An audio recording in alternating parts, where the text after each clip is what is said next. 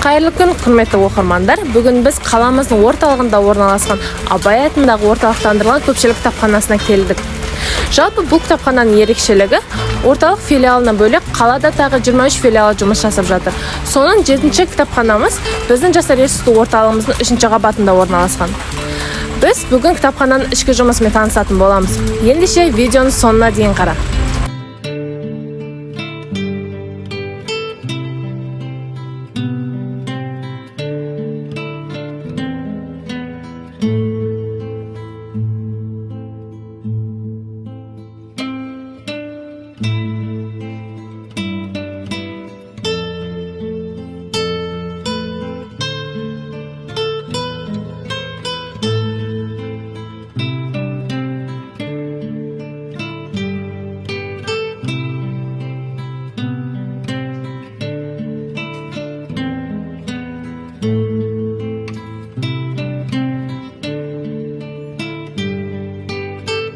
Сондай-ақ достар, бұл кітапхана 2021 жылы қайта модернизациядан өтіп, заманауи үлгідегі кітапханалардың біріне айналды.